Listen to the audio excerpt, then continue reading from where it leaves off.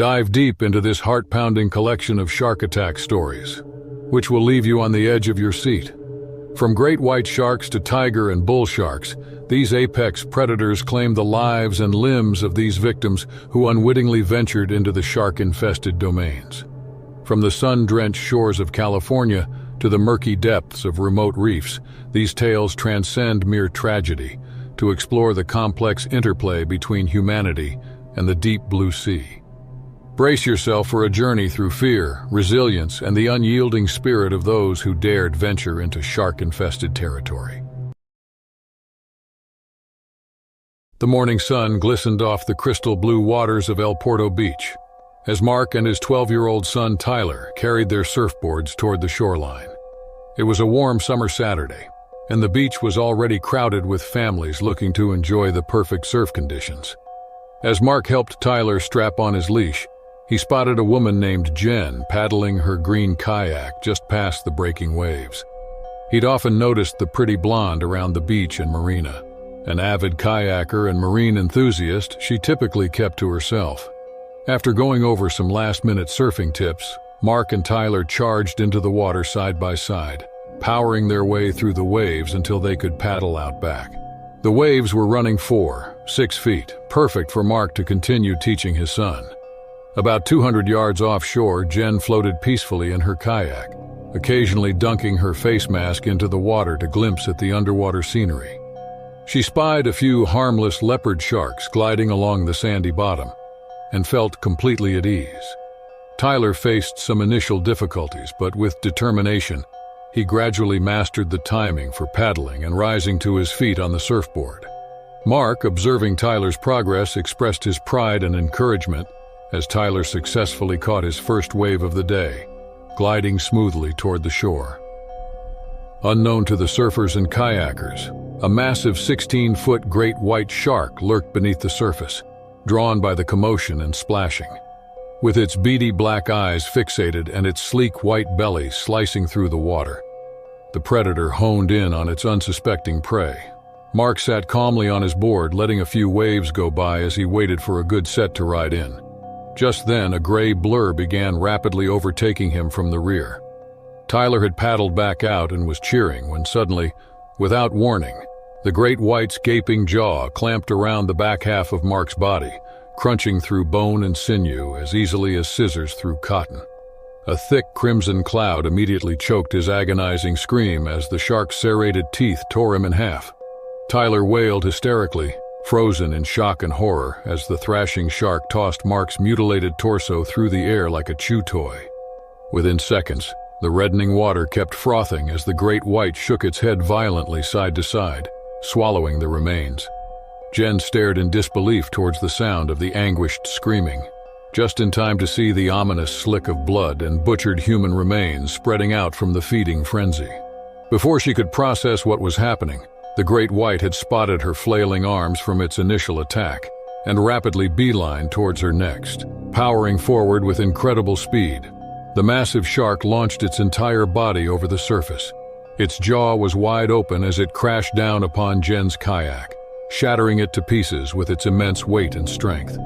The force of the impact knocked Jen underwater, stunned but still conscious, just as the shark spun around to finish her off.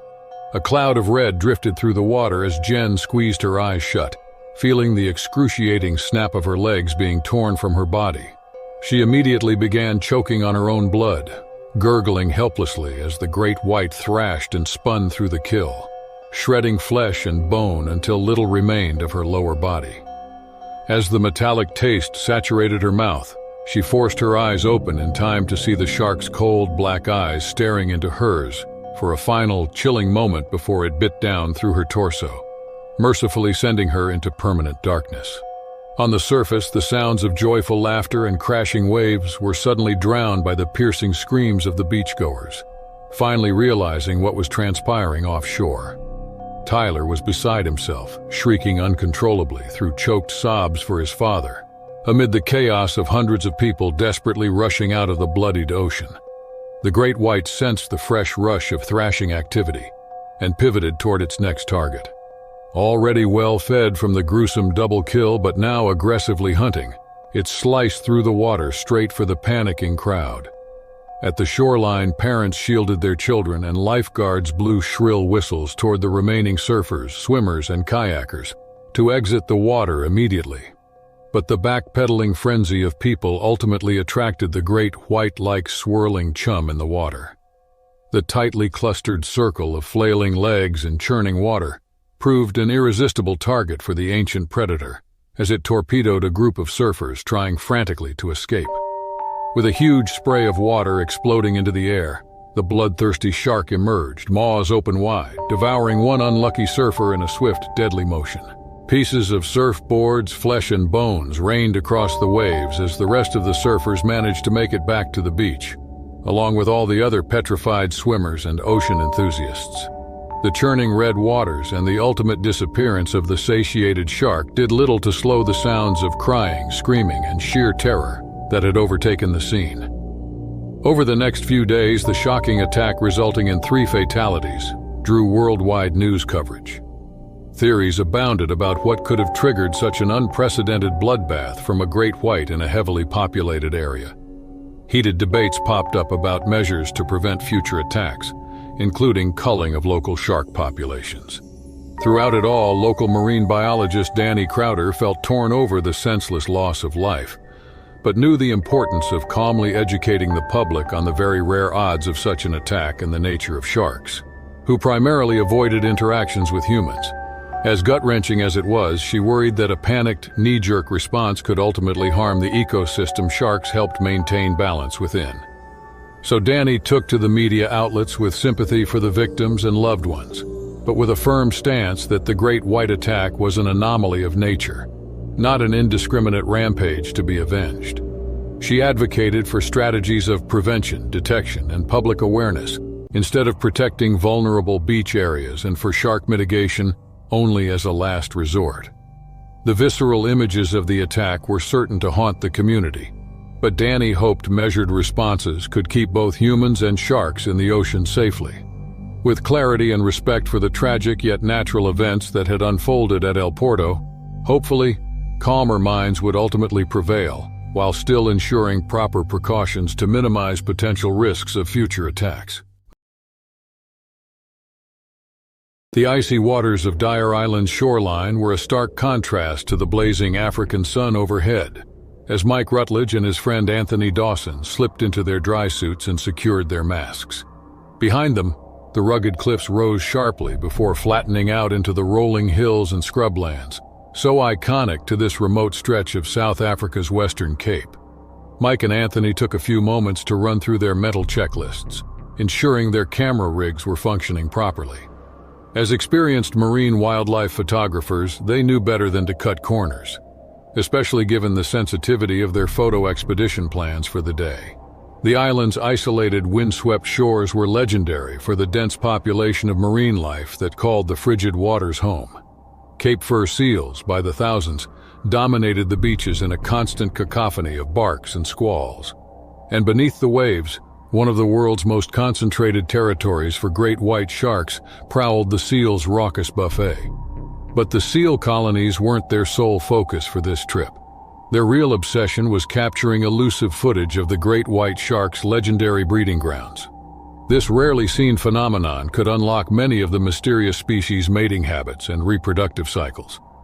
After a short boat ride, Mike and Anthony, together with their crew, anchored a few hundred yards offshore from Shark Alley, one of Dyer Island's more remote and inaccessible inlets. Undeterred by the crashing waves and deep water chop, Mike and Anthony pulled on their fins and rolled backward off the boat, temporarily disappearing beneath the steel-gray surface before kicking up towards daylight. A slight current immediately began pulling the duo toward Shark Alley, eerily quiet below the din of the surface world. Checking their camera housings for security one last time, they sank downwards until the ocean floor's muddled shapes finally took form around 50 feet below. It didn't take long for their hunt to bear fruit as they spotted several great whites casually circling the area. Their telltale beady eyes scanned the surroundings as they gracefully weaved through the water. Any initial nerves on Mike's part quickly dissolved as he settled into his element as a stealthy observer. After shadowing the first few sharks for some time, The duo's attention was pulled southward by an unusual cluster of movement and activity near a rocky outcropping along the seafloor.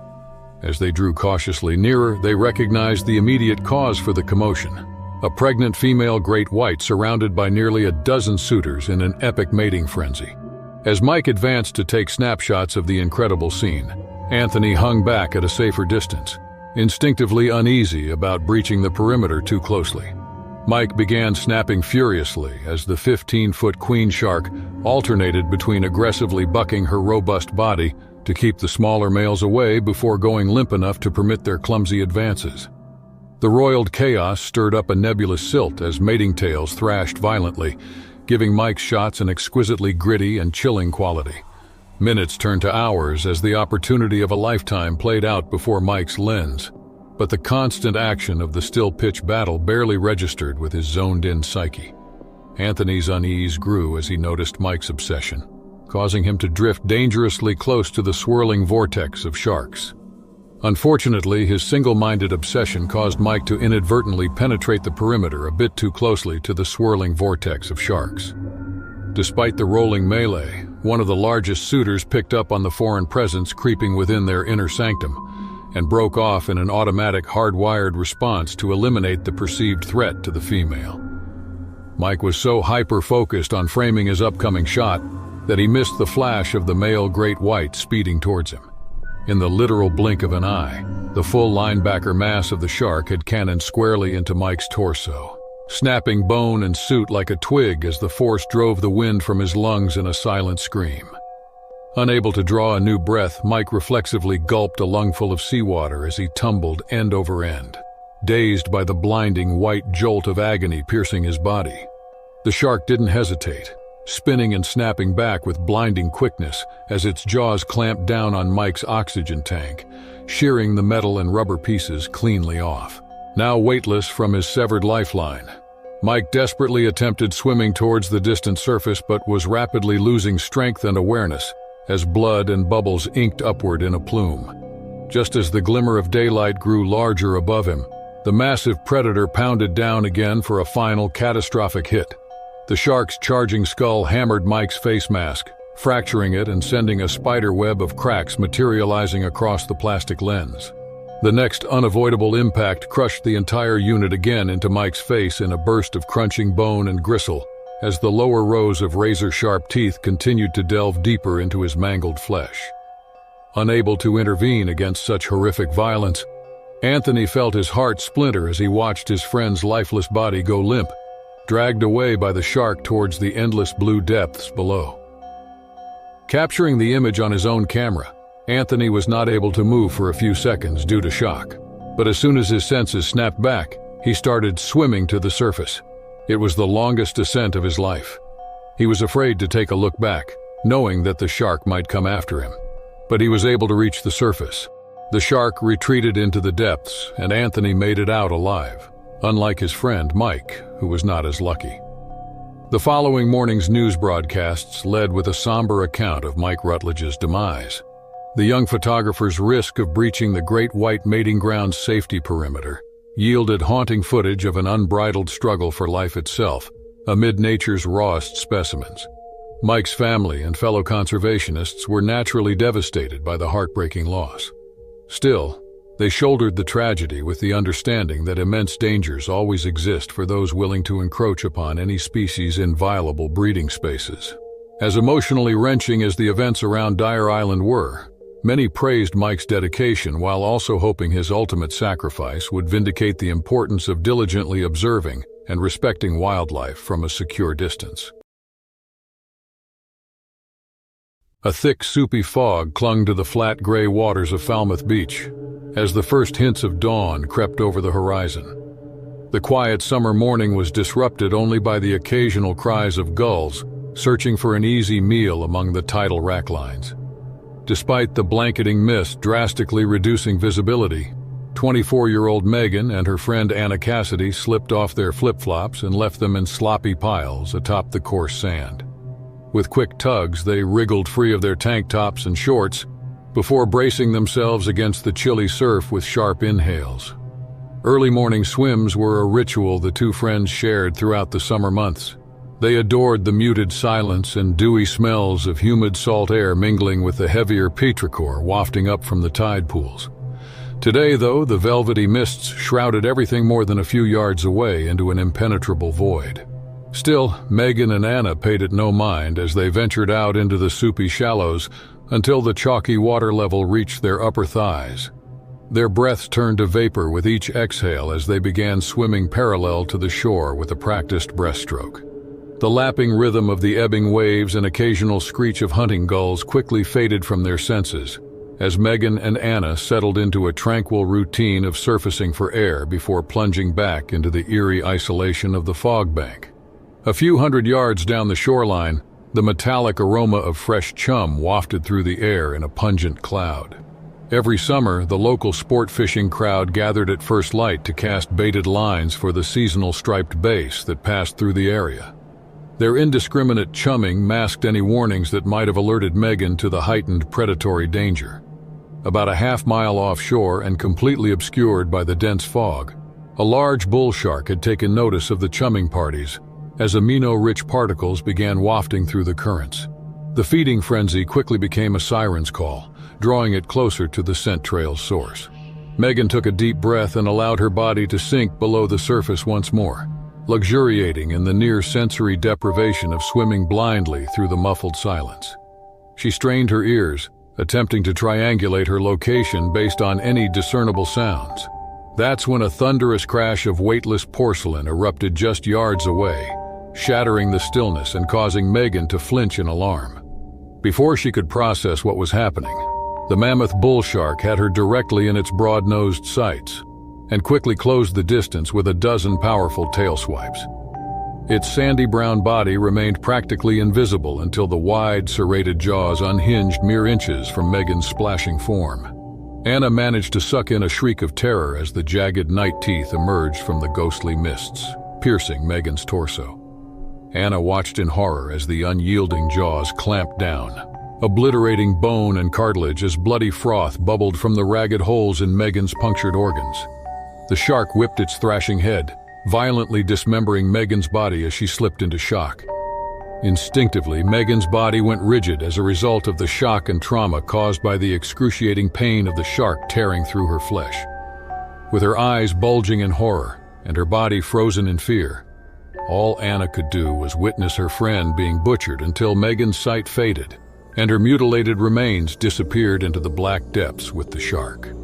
Fragmented glimpses of Megan's body being violently dismembered can be seen under the blood-soaked waters. Anna let out a piercing shriek. She wanted to move away from the scene, but her body betrayed her. She could still smell the pungent scent of her friend's blood as it stuck with her body, making her want to vomit out of fear and disgust. The next notice of activity came from the beach itself as the early morning chumming rituals were interrupted by Anna's ghastly screaming piercing through the fog cover.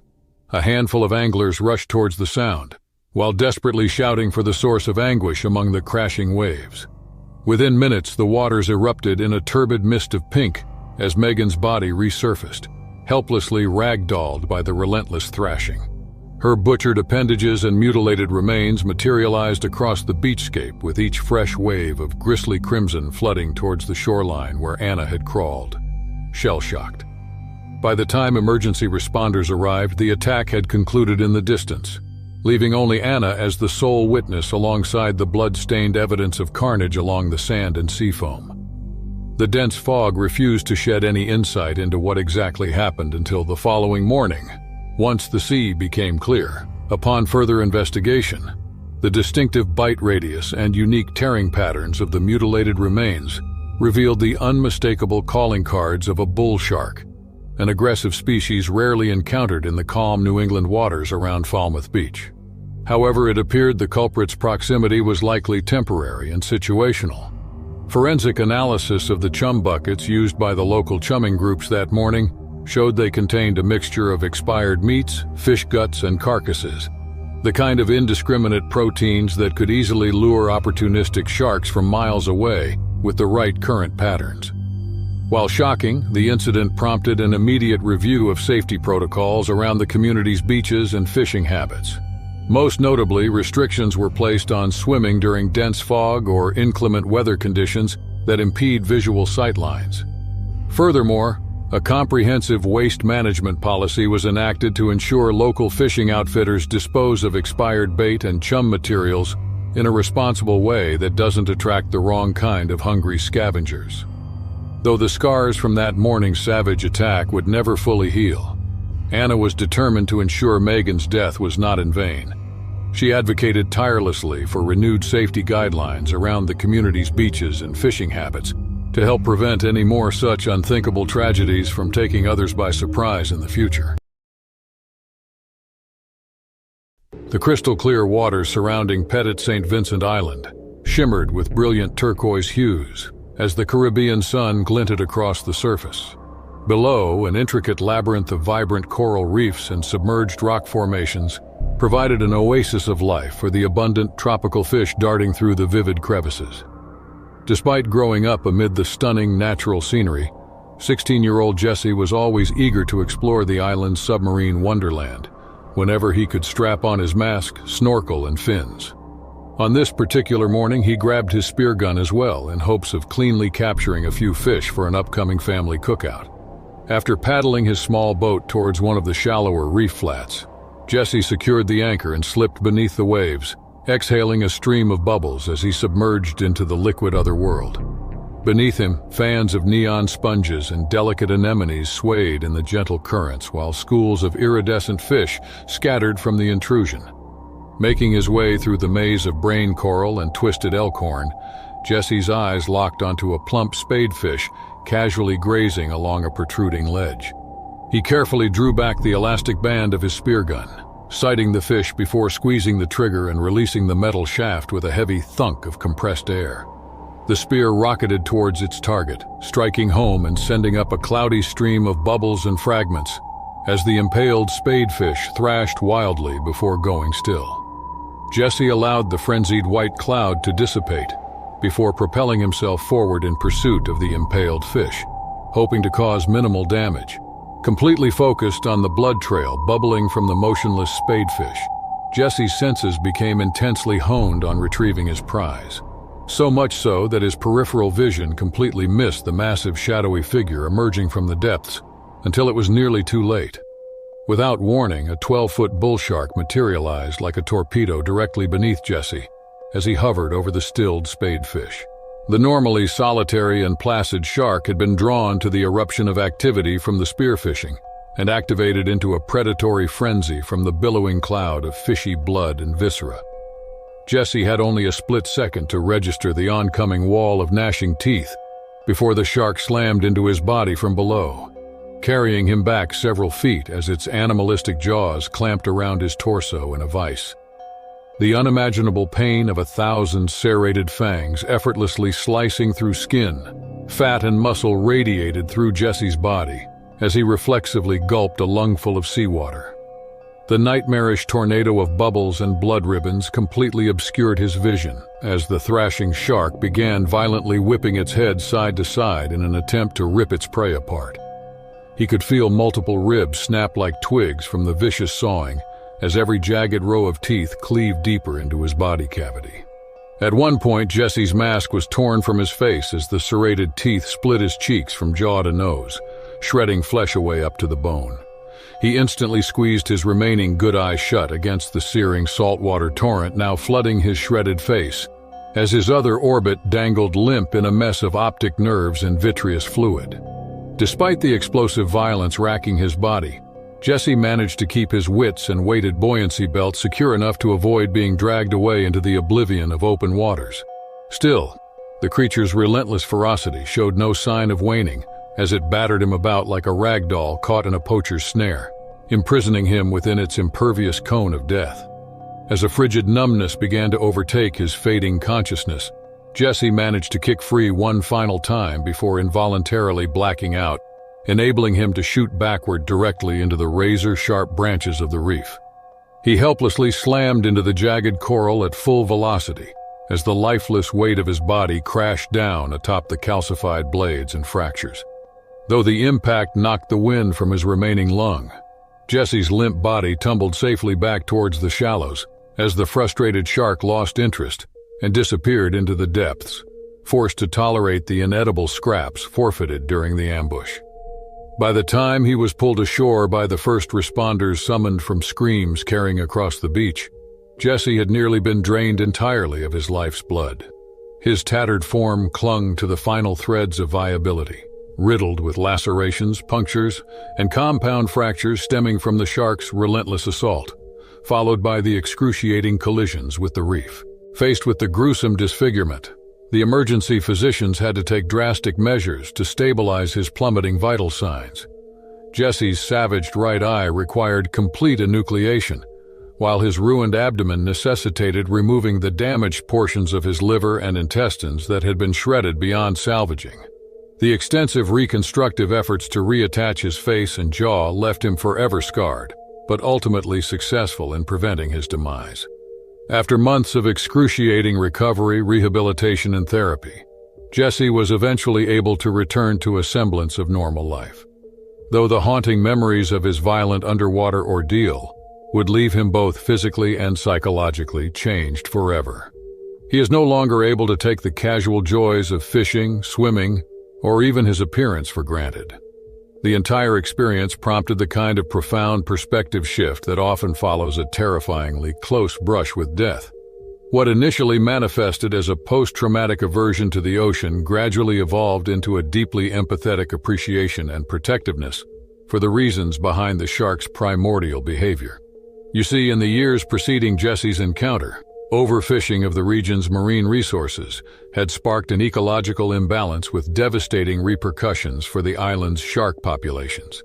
Facing dwindling food supply from depleted fish stocks, the powerful predators were forced into scavenging closer to the coastline for any available food sources, including those being actively pursued by human spearfishers.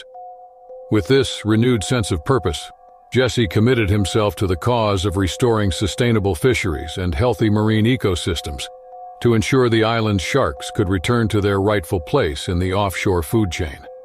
Through extensive collaboration between local conservation groups, governments, and the communities directly impacted, a multi-pronged plan was established. Though the scars and missing pieces Jesse carried would forever represent a permanent reminder of that fateful day underwater, he took immense pride in having helped facilitate a collaborative solution to restore the balance between species. Because the path forward required understanding and compromise on both sides of the delicate marine symbiosis, not adversarial retaliation or misguided culling. As for the spadefish, it too was rescued from the coral where it remained pierced and given new life swimming among a revitalized reef ecosystem. The inky blackness of the Indian Ocean stretched out infinitely from the dive team's boat as it gently rocked atop the calm surface waters near Ningaloo Reef. A sliver of waxing moon provided the scant illumination that allowed them to begin suiting up and checking their dive gear one final time.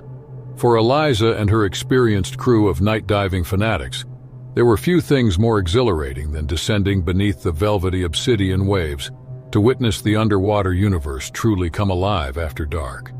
The reef systems transform into a bustling metropolis after sundown, with exotic and elusive creatures emerging from their diurnal shelters to hunt, mate, and roam the coastline. As the team lead, Eliza ensured each diver's equipment was functioning flawlessly. Underwater camera rigs with bright LED lamps, location signaling devices, cutting tools, and most crucially, a plentiful supply of enriched air tanks for extended bottom time. One by one, the 5 divers back-rolled into the shadowy waters, fastidious about following protocols to the letter on these inherently higher-risk outings. The initial descent shafts filtered the last glimpses of moonlight until the group was surrounded by a starry void of open sea, with powerful lamps cutting through the mirage. Eliza allowed herself a brief moment of childlike wonder, watching the ethereal bioluminescent plankton spark and glimmer as it scattered around her dive buddies. Upon reaching the outer reef wall at 60 feet, the group oriented themselves with the shimmering faux daylight of the lamp rays reflecting off myriad kaleidoscopic surfaces. The vibrant colors and activity were dazzling compared to daytime dives as schools of trevally, pick-handle barracuda, and fusiliers paraded past.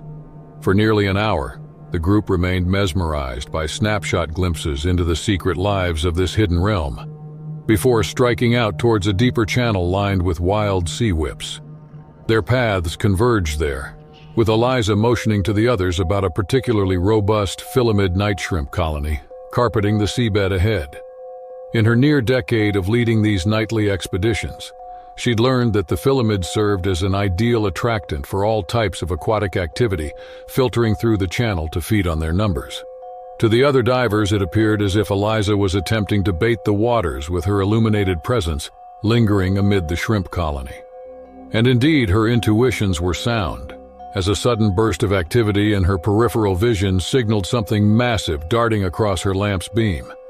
Eliza hastily spun her head and camera rig towards the subject, greeted by a primordial visage of teeth unlike any she'd borne witness to in the wild before. A massive tiger shark, nearly 15 feet in length, glided directly towards the dive team. The creature's distinctive blunt snout and banded camouflage pattern immediately triggered a visceral knot of terror in Eliza's core. As one of the ocean's most formidable apex predators, the tiger's aggressive reputation preceded it. As calm as Eliza tried to remain, the sight of witnessing such a ghostly apparition cruising with unmistakable predatory intent sent a visceral chill of fright lancing down her spine. Rather than retreat safely away from the group, she found herself fixated in place by eerie curiosity, fighting to steady her breathing as the shark closed to mere body lengths away. In that instant, Eliza raised her camera again, determined to capture a coveted glimpse into one of nature's most fearsome apex predators. The glinting electric blue illuminators reflected with menacing brilliance in the tiger shark's cold black eyes as it locked onto her outline with undivided focus. Powerful tail beats propelled the sleek juggernaut of muscle forward in a sudden burst that left Eliza paralyzed like a gasping insect in the grip of an inescapable tractor beam. Jagged rows of awl-shaped teeth gnashed open wide as the shark slammed into her torso, driving the buoyant air tanks against her lower back with concussive force. Panic enveloped Eliza's mind in a blinding migraine as she fought to regain control of the unwieldy inertia now tumbling her into a tragic backdrop of endless black oblivion. Tiger sharks do not bite their prey so much as utilize a devastating grip and thrash technique, violently shaking their massive bodies in a death roll to slice through flesh and bone. This swiftly became Eliza's hellish reality as the nightmare jaws clamped around her right shoulder and upper back, immediately convulsing in a whiplash frenzy. Concentric rings of burning torment ricocheted inward from the excruciating wound site across her body as the shark continued its berserker velocity of side-to-side headshakes. Losing more and more comprehension of the dark surroundings with each whiplash impact, Eliza could only watch in terrifying detachment as the rhythmic thrashing steadily tore away more chunks of isolated meat and bone shards from her mangled torso. Each remittent cycle brought her deeper into shades of surreal dissociative trance, until she no longer recognized the cloud of ghostly mist dissipating around her. Despite her air tank being located in the dead zone of the shark's thrashing jaws, it still received enough scathing impacts to finally rupture. Eliza's hazed focus was jolted back, present by the stomach-dropping force field of air bubbles suddenly fountaining upwards from her shredded torso. She managed a dying glance at her dwindling depth gauge as the emergency sparged the remnants of her enriched supply in an unavoidable plume. She had no means of arresting her rapid, uncontrolled descent, as the limitations of her world imploded into the all-consuming darkness. When the body decked across the hull of the diver's support vessel hours later, its butchered condition told a gruesomely vivid tale of the tiger shark's predation. What remained of Eliza's mangled torso was hanging by a sinewy thread, with complete disarticulation of her right arm and shoulder globally. Rings of ragged trauma striped across her abdomen and suit in concentric layers of serrated precision. Though the ambush took place in an instant, the psychological toll that followed lingered for months until Eliza chose to open up publicly about her travails, recovering from the brush with the abyss. While her physical injuries would ultimately plateau short of survival, the psychological trauma refused to dissipate as easily. Night terrors of the tiger shark's cold, dead eyes fixed onto her as it thrashed her body apart like a rag doll. unshakable panic attacks at the sound of drains or whirlpools, and a waking existence tormented by the flashbulb memories of her mind and body disassociating into an empty void of pain and severance. Eliza wondered if it was the rupturing of her final air supply that prevented the tiger from finishing the job, or if she simply expired in the pitch-black depths beforehand. Either way, the cold reality of her nighttime underwater hell left permanent scars both inside and out. But by courageously sharing her story, Eliza sparked a discourse about the real dangers posed by night diving and the skill equipment requirements for safely interacting with nature's nocturnal hunters. While it may always remain one of the ocean's most tantalizing frontiers, that same mystery carries profound and ever-present risks that should never be underestimated. The late summer sun blazed overhead as Brad gunned the throttle of his bright yellow jet ski, sending them launching across the sparkling turquoise waters off Galveston's West Beach. His wife Tricia clung tightly to his waist as they crested over the boat's wakes and swells, howling with exhilaration at every airborne jump. They had dropped the kids off with grandparents for the weekend to celebrate Brad's 35th birthday with some jet skiing in the open waters around the Galveston Island State Park. Few other watercraft dotted the vast expanse as they raced parallel to the distant shoreline, feeling completely liberated amid the endless ocean.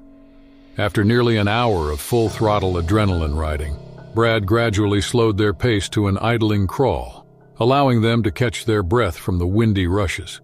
Tricia playfully splashed water from behind before planting a salty kiss on the back of Brad's neck and nuzzling against his slick skin. The roar of the jet ski engine echoed over the vast expanse of the Gulf as they sped through the open waters. Her voice cut through the noise, carrying excitement as she remarked on the solitude they enjoyed that day. With a pause in the journey, she suggested a break, a chance to immerse themselves in the refreshing waters and escape the heat of the day. Brad didn't need to be asked twice. He killed the engine as they rolled to a gentle bobbing stop atop the mild swells, with nothing but vast seascapes extending out in every direction, miles from any other signs of life. Tricia slipped off the jet ski first, gripping the attached rear security line as she allowed the weightless freedom of treading water to alleviate her aching muscles. Brad quickly followed suit, dropping backward into the refreshing bath with an invigorating yelp. Bobbing contently beside the anchored jet ski, the couple enjoyed the silence and serenity of the open waters for nearly half an hour, laughing and splashing like kids again. But their tranquil float wouldn't last. With no warning, a concussive blow slammed against the underside of the jet ski, sending it lurching upwards. Tricia instinctively grabbed the security line to brace herself while Brad was forcibly launched a few feet away with a grunt. Tricia yelled out in confusion as she steadied herself against the rocking.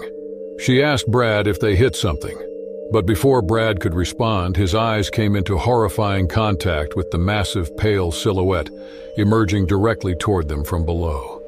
Like a massive guided missile calibrated for its mark, a 10-foot-long bull shark powered itself vertically out of the depths, its gaping serrated jaws unhinged and inhaling gallons of water with every yard it propelled upwards.